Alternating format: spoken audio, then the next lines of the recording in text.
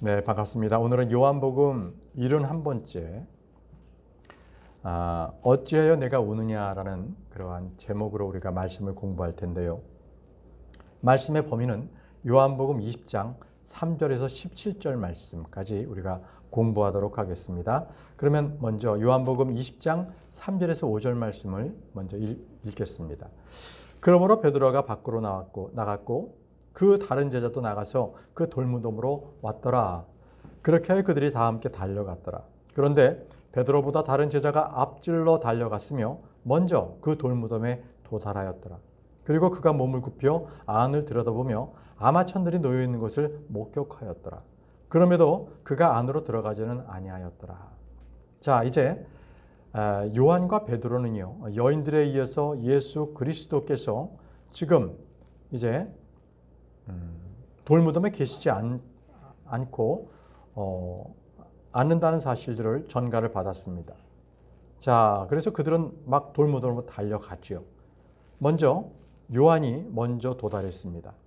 그가 돌무덤을 쭉 안을 들여다봤더니 예수님의 시신은 온데간데 없었고요.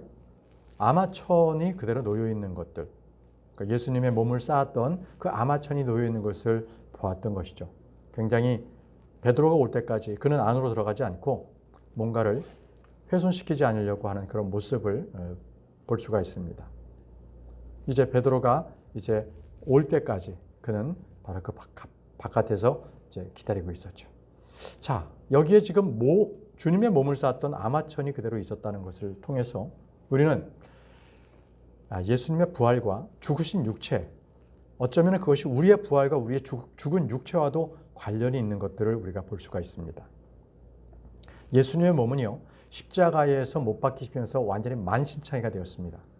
채찍에 맞으셨고요, 못에 박히셨고요, 옆구리는 창에 찔렸습니다. 자, 거의 누더기가 된 몸입니다. 그럼에도 그 몸은요, 부활의 영광 가운데서 그 몸이 필요했습니다. 우리 성도들도요, 이제 그가 죽어 장사 지내서 땅속에 있을 때에 비록 그 몸은 썩어 없어질지라도 그 몸은 다시 부활합니다. 그 몸이 부활할 때 필요하기 때문입니다. 영적인 몸을 입을 때 바로 그 몸은 필요합니다. 이전에 우리의 몸들이 만약에 장례식장에서 화장이 됐다든지 아니면 그게 어떻게 완전히 그 산화가 돼서 없어졌다 할지라도 결국 그 몸은 다시 부활의 몸에 나타나게 됩니다. 주님께서는 여전히 그 몸에 못자국이 있었고요, 옆구리에는 창자국이 있었습니다. 요한복음 20장 27절 말씀 보시면요, 이 말씀은 예수님께서 부활하셔서 제자, 특히 도마가 믿지 않았기 때문에 그에게 하신 말씀입니다. 그때 그분께서 도마에게 말씀하시기를 여기에 너희 손가락을 앞으로 내밀고 나의 두 손을 보라. 그리고 여기에 너희 손을 앞으로 내밀어 그것을 나의 옆구리 속에 찔러 넣으라. 창자국, 그리고 못자국을 만져보라는 거죠. 왜? 도마가 그것을 만지기 전까지는 믿지 않겠다고 했기 때문에 주님께서는 그 몸을 보여주시면서 너의 손을 내밀어서 찔러보라. 내 두 손을 보라. 이렇게 말씀하셨습니다. 주님께서 이 말씀과 함께 믿음이 없는 자가 되지 말고 오직 믿는 자가 되라 라고 말씀하셨죠. 바로 부활하신 예수 그리스도의 몸은 바로 십자가에서 못 박히셨던 그 상처를 그대로 갖고 계셨던 겁니다. 여러분들이 구약 성도들도요, 부활할 때는 그들이 무덤에서 일어났습니다. 바로 구약 성도들이 부활하는 예를 우리는 마태복음 27장에서 그것을 볼 수가 있습니다. 마태복음 27장 52절에서 53절 보면요, 구약 성도들, 그러니까 아브라함의 품에 있었던 그 혼들이 다시 몸을 입고 무덤이 열려서 그 도중에 많은 이들이 나타났던 것을 기록하고 있습니다. 그리고 나서 무덤들이 열렸으며 잠들었던 많은 성도들의 몸이 일어났으니 그분의 부활 후에 무덤들에서 나왔고 거룩한 도성으로 들어가서 많은 이들에게 나타났다고 합니다. 여기서 그들은 예수 그리스도께서 부활하시자 그들도, 구약 성도들도 아브라함 편에서 다시 올라와서 자기의 무덤에서 몸을 입고 일어난 겁니다. 그리고 나서 거룩한 도성, 바로 예루살렘 도성을 활보했습니다. 많은 사람들이 그걸 봤죠. 자, 이것은 우리가 앞으로 부활할 때도 마찬가지입니다. 우리가 예수님께서 아마천 천들을 그대로 놓고 부활하셨던 것처럼 우리도요, 주님께서 이리로 올라오라 하게 되면 지금 입고 있는 옷들이 다 그냥 사르르 그냥 땅바닥에 떨어지고 우리의 몸이 그대로 공중으로 올라갈 겁니다. 그게 바로 부활이에요. 생각만 해도 정말 멋지지 않습니까? 이제 본문 말씀 돌아가서 요한복음 20장 6절 말씀을 보겠습니다.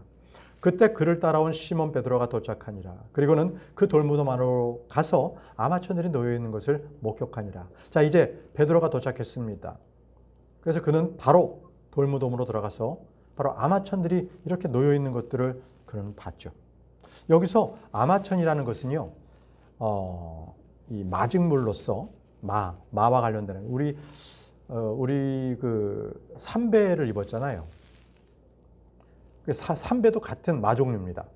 그러니까 아마천이 그런 옷 종류다 이렇게 보시면 되고요. 또 이러한 이 아마천은요, 이 예수 그리스도의 신부인 교회가 앞으로 입게 될 옷입니다. 계시록 19장 7절에서 8절 말씀 보시면요, 교회를 말씀하시는데요. 어린 양의 혼인잔치가 이르렀고 그분의 아내가 그녀 자신을 준비하였기 때문이라. 그리고 그녀가 정결하고 희고 고운 아마포로 차려입도록 그녀에게 허락되었다. 교회는요, 예수 그리스도의 신부인데요. 그때 무엇을 입냐면 아마포로 입어요. 정결하고 희고 고운 아마포. 네, 그것을 입게 됩니다. 순결의 상징이죠. 본문 말씀 돌아가겠습니다. 요한복음 20장 7절입니다. 그리고 그분의 머리를 둘렀던 작은 수건은 아마천들과 함께 놓여 있지 아니하고 다만 한 곳에 그것만 함께 개어져 있었더라. 자, 예수 그리스도의 머리를 둘렀던 그 작은 수건들은 별도로 한 곳에 개어져 있었습니다. 자, 이것을 보시면 분명히 부활하신 예수 그리스도의 행적들을 잘 기록해 놓고 있는데요. 그런데 이러한 사실들을 믿지 못하도록 그 당시에 유대인인 수석 제사장들, 이들은요, 돈으로 그 돌무덤을 지키고 있던 군인들을 매수했습니다. 그래서 예수님의 부활을 믿지 못하도록 그들은 만들었습니다. 마태복음을 보시죠. 마태복음 28장 12절에서 15절 말씀에 바로 그 기록이 되어 있습니다. 그러자 그들이 장로들과 함께 소집되어 논의한 후에 그들은 군인들에게 큰 돈을 주며 이같이 말하였더라. 너희는 말하기를 그의 제자들이 밤에 와서 우리가 자고 있는 동안에 그를 훔쳐갔다 하라. 이겁니다. 그리고 끝에 보게 되면 그래야 이렇게 말한 것이 오늘날까지 유대인들 가운데 일반적으로 전해졌더라. 유대인들은 예수님의 부활을 믿지 않게 된 거죠. 바로 수석 제사장들이 이렇게 돈으로서 군인들에게 매수를 한 거죠. 예수님의 시신은 제자들이 가져갔다. 그래서 이런 점에서 누가는요, 예수님의 처음부터 끝까지 이 부활하셨을 때 그 행적까지도 아주 질서정연하게 제시하려고 그가 누가복음을 썼다라고 기록하고 있습니다. 누가복음 1장 1절에서 4절 말씀 보시면요, 많은 이들이 우리 가운데서 가장 확실하게 믿게 된 그 일들에 대한 진술을 정연하게 제시하고 착수하였으므로 라고 기록하고 있습니다. 여러 사람들이 많은 얘기를 하지만 결국은 그 일에 대해서 확실하게 보았던 사람, 그리고 그 일에 대한 진술을 정연하게 제시하고 그것을 착수하려고 이 글을 썼다는 거예요. 이 성경을 썼다는 것이 바로 누가복음입니다. 누구에게? 바로 테오필루스라는 그 사람에게, 그 관원에게, 그 각하라고 불렀던 바로 그 사람에게 이 글을 쓰게 됐던 것입니다. 그래서 예수님의 부활은요, 아무리 종교 지도자들이 그것을 은폐해도 은폐할 수가 없는 많은 증인이 있습니다. 부활하신 이후에 40일 동안에 많은 제자들을 만났고 많은 사람들을 만났어요. 다시 본문 말씀 돌아가겠습니다. 요한복음 20장 8절에서 9절 말씀입니다. 그때 그 돌무덤에 먼저 왔던 그 다른 제자도 들어갔으니 그가 보고 믿었더라. 이는 그가 반드시 죽은 자들로부터 다시 살아나야만 하리라 한 성경 기록들을 그들이 아직 몰랐기 때문이더라. 자, 이제 베드로와 요한은요, 돌무덤으로 들어갔어요. 근데 그들은 이게 어찌된 영문인지를 모르고 있는 거예요. 아니, 죽었던 분이 어디 가셨을까? 이렇게 그분의 시신을 찾으려고 생각을 하고 있는 거죠. 그거 왜 그랬느냐? 이전에 예수님께서 다시 살아난다라는 것에 대해서 그들은 그 성경 기록을 믿지 않았기 때문이에요. 그가 반드시 죽은 자들로부터 다시 살아나야만 하리라. 이 기록. 제자들은 그래요. 제자들도 있었고 그 안에 베드로와 요한도 있었지만 3년 반 동안 예수님을 따랐습니다. 그리고 주님으로부터도 직접 죽은 자들로부터 살아나야 한다는 것을 말씀을 직접 들었던 사람들입니다.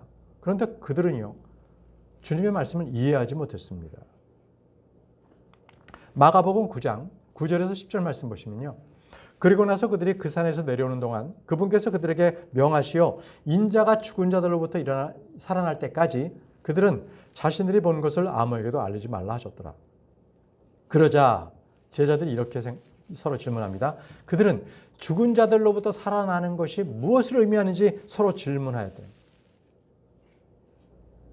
예수님께서 죽은 자들로부터 다시 살아나신다고 하는데 도대체 그게 무슨 말이냐, 무슨 뜻인지 모르겠다고 서로 질문을 하고 있는 겁니다. 제자들의 모습이 이랬습니다.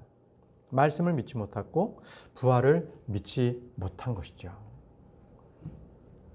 그래서 베드로는요, 예수님께서 부활하신다는 것, 그리고 십자가에서 순환을 당하시고 거기서 죽으셔야 한다는 것을 전혀 베드로는 깨닫지 못했어요. 그래서 예수님께서 이 말씀을 하셨을 때 베드로는 도리어 예수님을 꾸짖기까지 했어요. 쓸데없는 말을 한다고. 마태복음 16장 22절. 그때 베드로가 그분을 잡고서 그분을 꾸짖기 시작하며 말씀드리기를 주여 그것이 당신께 결코 일어나지 않기를 바라나이다. 이 일이 당신께 일어나서는 아니 되나이다 하였더라. 베드로는 예수님께서 우리의 모든 죄를 담당하시고 죽는 것에 대해서 이해하지 못했어요. 그래서 그저 이제 메시아가 오셨으니까 이제 이곳에서 하늘의 왕국을 세우셔서 우리가 그토록 원했던 것들, 그 왕국을 세우셔서 여기서 그냥 천년 만년 그렇게 지내시는 것을 원했던 것이죠. 예수님께서 죽으셔야 된다는 것은 꿈에도 생각을 못했던 겁니다. 그래서 예수님께서 난 죽어야 된다. 왜? 부활하셔야 되니까. 전혀 도리어 그 말씀을 하시는 예수님을 베드로는 꾸짖었던 거예요. 그런 말씀하시지 말라고. 자, 본문 말씀 다시 돌아가서 요한복음 20장 9절입니다. 이는 그가 반드시 죽은 자들로부터 다시 살아나야만 하리라 한 성경 기록들을 그들이 아직 몰랐기 때문이다. 자, 예수 그리스도께서 죽은 자들로부터 다시 살아나야만 한다는 것은 죽은 자들로부터라는 것은 바로 성도들의 죽음. 거기서 다시 살아나야 되는 거예요. 자, 그것에 대해서 성경의 기록들도 있었지만 그들은 그것을 믿지 않았습니다. 그렇기 때문에 그들은 끝까지 예수님께서 부활하시고 자신들에게 나타났을 때 그 제자들의 보인 반응을 한번 보십시오. 어떤 반응이었는가? 누가복음 24장 36절에서 37절에 그리고 그들이 그와 같이 말하는 동안 예수님께서 친히 그들 가운데 서셨더라. 자, 제자들 가운데 예수님께서 바로 나타나신 거예요. 부활의 몸을 입고 그리고 그들에게 말씀하시기를 너희에게 평안이 있기를 기원하노라 하시니라. 그러나 그들은 공포스러워하고 겁에 질렸으며 그들이 어떤 영을 보고 있다고 짐작하였더라. 그들은 공포스럽고 겁에 질렸어요. 그리고 뭔가 어떤 영, 한국 사람으로 말한다면 무슨 귀신 뭐 이런 거겠죠. 그러니까 영을 보고 있다라고 생각했던 거예요. 이것은 살아있는 그러한 몸이 아니다. 뭔가 영이 나타났다라고 그렇게 공포스러워하고 겁에 질렸던 것이 바로 제자들의 모습이었습니다. 이건 왜 그랬어요? 말씀을 믿지 못했기 때문에. 그래서 그들은 어떻게 했어요? 요한복음 20장 10절 예수님께서 부활하셨는데 그들이 그 말씀을 알았다면 바로 그들은 기운을 차리고 힘을 냈을 거예요. 그런데 그 말씀을 믿지 못했기 때문에 그들이 해야 할 일은 뭐였어요? 그냥 그 현장을 목격하고 집으로 돌아가는 게 끝이었습니다. 요한복음 20장 10절, 그때 그 제자들이 다시 그들 자신들의 집으로 떠나갔더라. 부활의 현장을 목격했지만 그들에게는 아무런 감흥도 어떠한 기쁨도 없었습니다. 해야 할 일이 없었어요. 만약에 그들이 성경 기록을 알았다면 예수 그리스도께서 부활하셨다는 것을 분명히 선포하고 다녔었어야 되는 거예요. 부활의 기쁨으로 다시 제자들이 모이고 바로 주님께서 말씀하신 것처럼 오순절이 올 때까지, 성령님께서 내릴 때까지 그들은 함께 모여서 기도하고 있었을 거예요. 그런데 그들은 어땠어요? 뿔뿔이 자신들의 집으로 다 떠나갔습니다. 왜요? 성경 기록을 몰랐기 때문에. 어때요, 여러분? 여러분들이 성경 기록을 모르고 살면 바로 이런 모습입니다. 주님께서 우리에게 기쁜 소식을 전해주고 우리를 인도하심에도 불구하고 우리는 성경 기록을 모르기 때문에 그저 뿔뿔이 헤어져 나의 갈 길을 가고 있는 것이 지금 이 세상에 살고 있는 사람들의 모습입니다. 우리는 부활의 예수 그리스도, 그 부활의 믿음으로 살아야 합니다. 부활의 믿음은 이 세상에 나의 모든 관심 두지 않습니다. 나의 소망은 저 하늘에 둡니다. 나도 예수 그리스도와 함께 저 하늘에 불러올려 간다. 이 소망을 품은 사람들은 이 세상의 삶이 결코 이곳에 나의 기쁨을 두지 않습니다. 나의 기쁨은 바로 저 하늘에 두면서 이 땅에서는 주님께서 나에게 주신 그 날에 따라서 하루하루를 충실하고 진실하고 주님께서 나에게 주신 새 사람의 몸을 입고 살아가는 것이죠. 다시 이제 본문 말씀 돌아가겠습니다. 요한복음 20장 11절에서 12절 말씀. 그러나 마리아는 그 돌무덤 바깥에 울며 서 있었더라. 그리고 그녀가 우는 동안 그녀는 몸을 굽혀 그 돌무덤 안을 들여다보았는데, 아니 제자들도 보고 아무것도 없고 아마천만 있는 것을 보고 다 집으로 돌아갔는데, 그러나 마리아는요 끝까지 돌무덤 밖에 있어서 울고 있었어요. 예수님은 어디 계실까? 그리고 다시 그녀는 돌무덤을 들여다봤죠. 그랬더니 흰 옷을 입은 채 앉아있는 두 천사를 목격했습니다. 예수님의 시신이 누웠던 곳에 머리 쪽에 한 명이 있었고요. 두 발 쪽에 다른 한 명이 있었어요. 천사가 머리 쪽 그리고 다리 쪽에 두 천사가 있는 것을 목격했습니다. 여러분, 마리아는 끝까지 예수님을 찾기를 원했습니다. 우리 주님께서는요, 마리아처럼 새벽에 일찍 예수님을 찾는 자들, 바로 그런 자들에게 만나주시는 분이십니다. 잠언 8장 17절 말씀 보십시오. 잠언 8장 17절. 나를 사랑하는 자들은 내가 사랑하느니라. 그런즉 일찍 나를 찾는 자들은 나를 발견하리라. 일찍 나를 찾는 자들은 나를 발견한다고 주님께서 말씀을 하십니다. 여러분들께서도요, 어떤 일을 하더라도 가장 먼저 예수 그리스도를 찾으시기 바랍니다.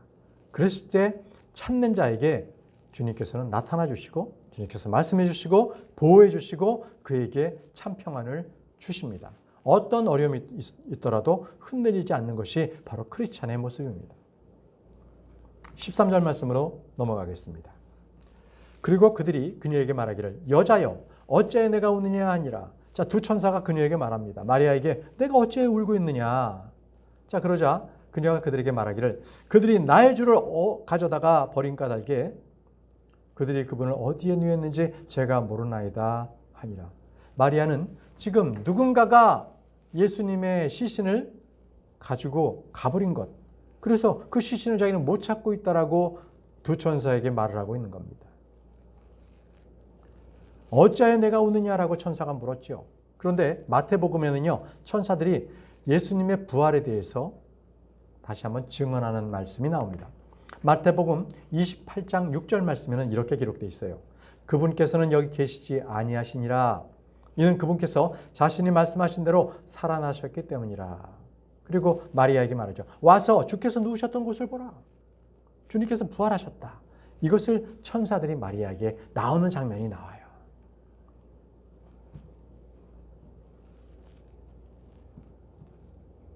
이제 요한복음으로 다시 돌아가겠습니다. 요한복음 20장 14절입니다. 그리고 나서 그녀가 이같이 말한 후에 그녀는 자신의 몸을 뒤로 돌렸는데 예수님께서 서 계신 것을 보았더라. 그런데 그분이 예수님이신 것을 몰랐더라. 자, 천사들과 함께 대화를 나누던 마리아는 뒤를 돌아봤는데 어떤 한 분이 서 계셨어요. 그런데 그분이 예수님이신 것을 몰랐다고 기록하고 있습니다. 여러분, 바로 지척간에 바로 뒤에 예수님이 계신데 보고도 예수님이신지 몰랐다는 거예요. 왜 그랬을까요? 그의 마음에 부활하신 예수 그리스도에 대한 기쁨이 없었기 때문에 그 마음에는 낙심이 가득 차 있었어요. 이 마리아 역시도 말씀에 대한 불신을 가지고 있었어요. 그래서 슬픔에 잠겼어요. 그렇기 때문에 주님을 보았어도 주님인 줄 몰랐던 것입니다. 바로 욥이 그랬어요. 욥이 낙심 가운데 있었을 때에 그는 다음과 같이 말했어요. 욥기 23장 8절에서 9절 말씀입니다. 보라, 내가 앞으로 가도 그분은 거기에 계시지 아니하도다. 뒤로 가도 나는 그분을 알아차릴 수도 없도다. 오, 그분이 왼편에서 일하시고 계셔도 나는 그분을 볼 수 없도다. 그분이 오른편에서 자신을 숨기시니 나는 그분을 쳐다볼 수도 없도다. 과연 주님께서 숨으셨나요?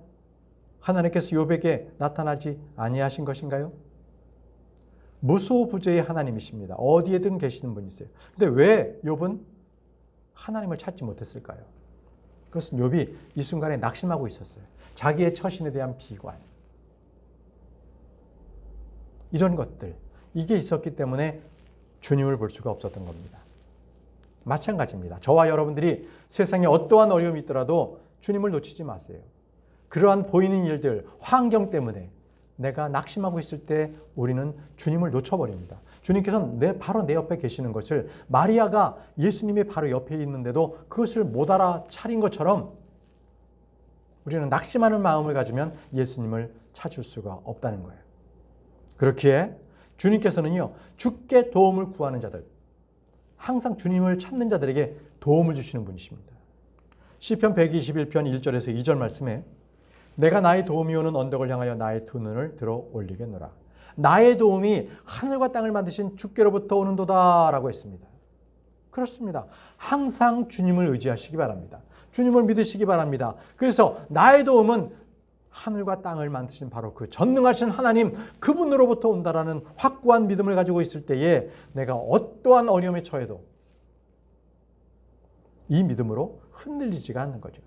근데 이 믿음이 없으면 조금이라도 세상 풍파가 닥치면 막 두려움에서 떨림에서 바로 그냥 하나님의 말씀은 온데간도 없이 사라져버리는 거예요. 그렇게 되면 안 됩니다. 주님을 놓치면 안 됩니다. 항상 내 곁에 계시는 것을 낙심하지 않는 마음으로 지켜봤을 때에 주님께서 나와 함께 하심을 내가 알게 되고 주님은 나를 도와주십니다.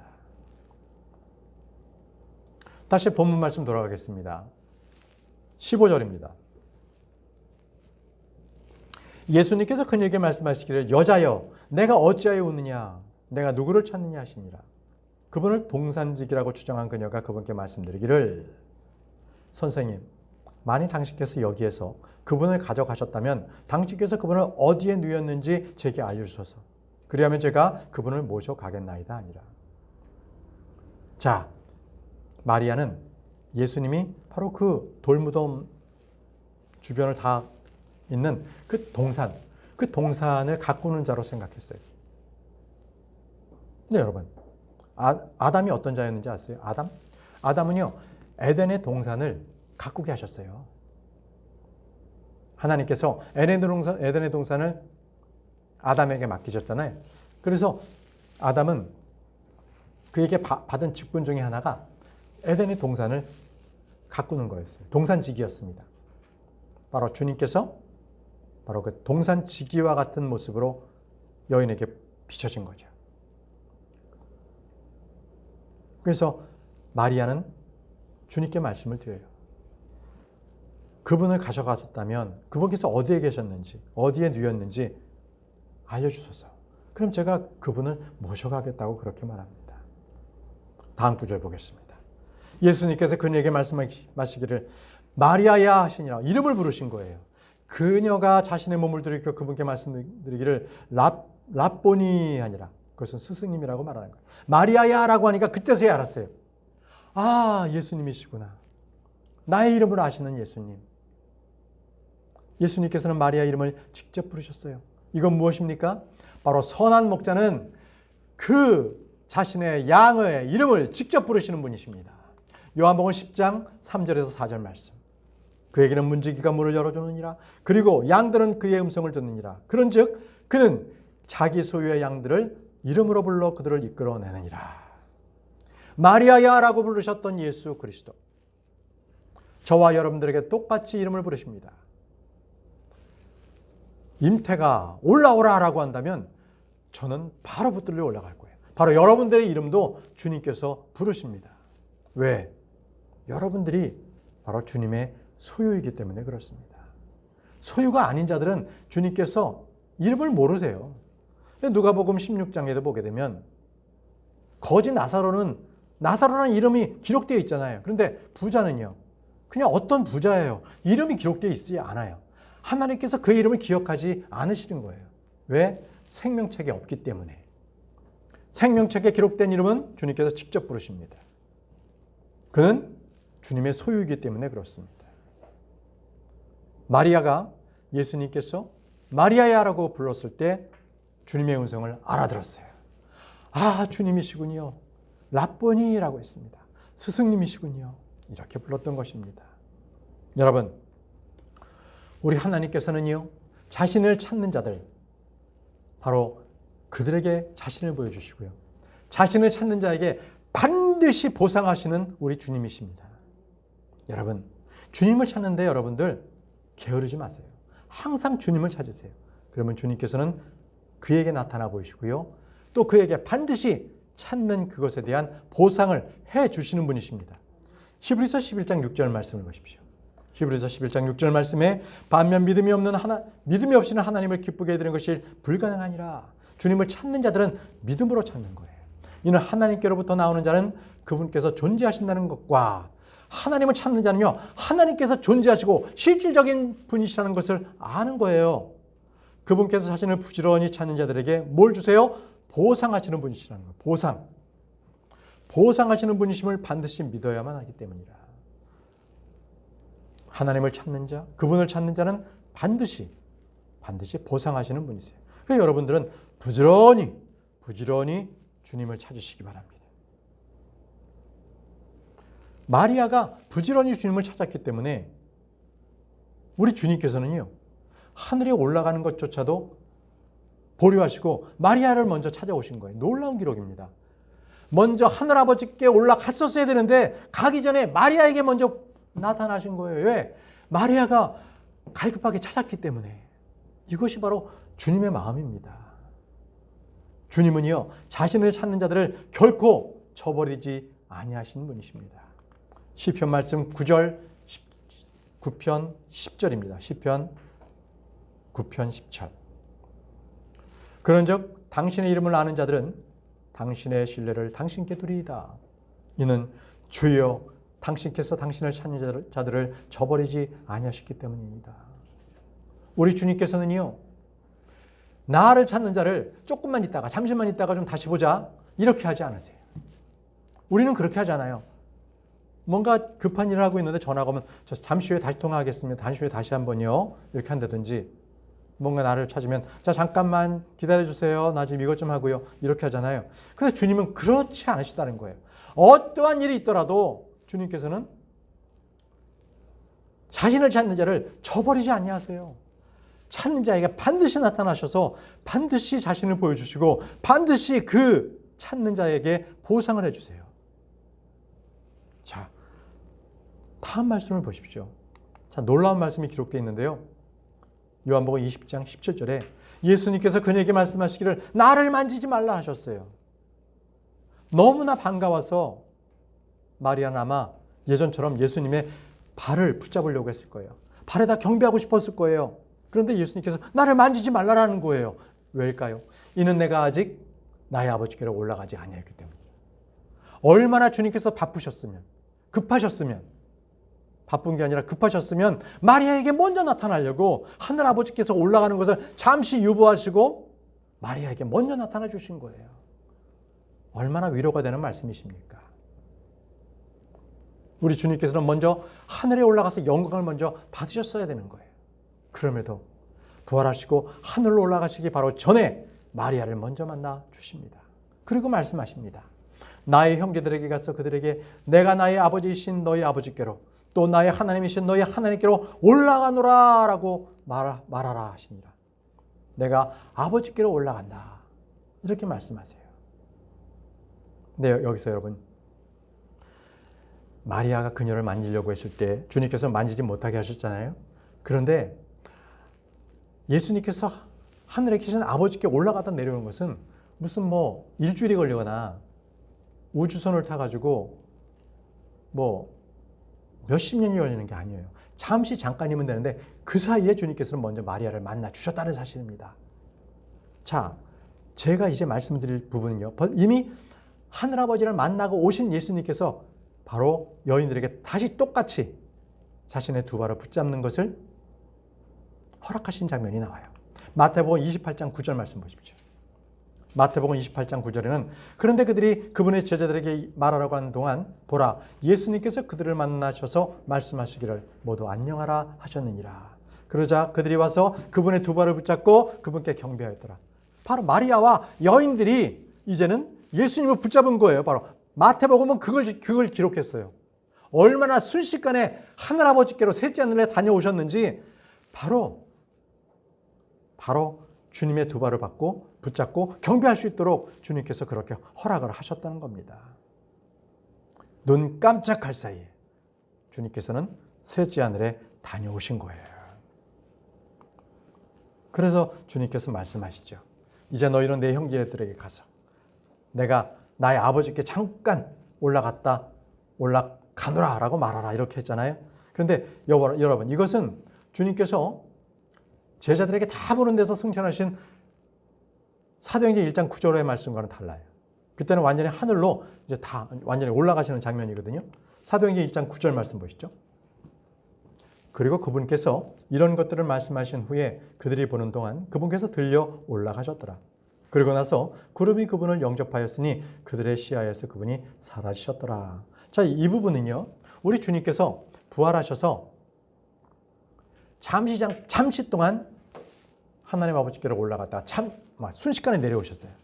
그리고 나서 40일 동안 모든 사역을 다 지상 사역을 하시고 말씀을 가르치시고 여러 곳을 돌아다녀서 부활의 몸을 알게 하시고 그러시고 난 뒤에 주님께서는 나의 형제들이라고 그들을 제자들에게 말씀하시면서 이제 내가 나의 아버지께로 올라간다.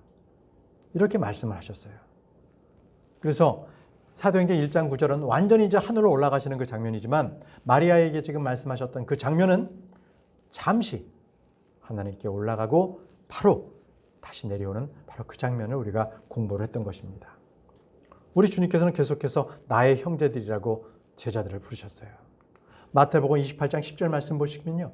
그때 예수님께서 그들에게 말씀하시기를 무서워하지 말라. 나의 형제들에게 가서 그들에게 갈릴리로 가라고 알리라. 그리하면 그들은 거기서 나를 보게 되리라 하셨느니라. 나의 형제들. 이제는 제자들을 더 가깝게 나의 형제들이라고 부르셨습니다. 이제 우리 주님께서는 나의 형제들을 남겨두시고 이제 부활하셔서 하늘에 오르셔서 하나님의 보좌 오른편에 앉아 계시고 지금은 대제사장으로서 계십니다. 히브리서 2장 19절 말씀, 오늘 마지막 말씀인데요. 이런 이유로 모든 것들에서 자신의 형제들 같이 되시는 것이 그분께 필연적이었으니 그분께서는 하나님께 속한 일들에 있어서 자비로우시고 신실하신 대제사장이 되시어 백성의 죄들로 인하여 화해를 이루려 하신 것이라 라고 말씀하셨습니다. 우리 주님께서는 모든 일에 있어서 우리가 똑같이 되셨습니다. 살과 피에 있어서 주님께서 참여하신 것이죠. 그리고 나서 그분께서는 자비로우시고 신실하신 대제사장이 되셨습니다. 바로 육신의 몸을 입고 오셨기 때문에 이제 우리를 위해서 살이 찢기시고 피를 흘리셔서 이젠 대제사장으로서 셋째 하늘에 오르셨습니다. 주님께서는 이제 영원한 대제사장이 되셨습니다. 하나님의 대제사장이 되셨습니다. 우리를 위해서 화해원물이 되시고 화목을 이루셨습니다. 이제 주님께서는 저 셋째 하늘에서 아버지 하나님과 바로 우리 사이에서 바로 대제사장으로서 화해의 사역을 지금도 하고 계십니다. 화해의 사역. 그래서 주님은 이제 십자가에 달려 돌아가셨을 때 성전에 있는 희장막을 둘로 나누셨습니다. 그래서 더 이상 이 땅에서 사람이 대제사장이 되어서 주님께 헌제물을 드릴 필요가 없게 되었습니다. 우리 바로 예수 그리스도께서 자비로우시고 신실하신 대제사장이 되셨기 때문에 그렇습니다. 여러분들 모두는 이제 나의 모든 죄를 사해 주셨고 또 속죄받은 우리 모두가 나의 대제사장이 되신 주 예수 그리스도로 인하여서 이 땅에서 바로 그 화해의 사역들을 많은 믿지 않는 사람들에게 저는 그러한 그리스도의 대사로서 살아가시기를 바랍니다. 우리 기도하고 마치도록 하겠습니다.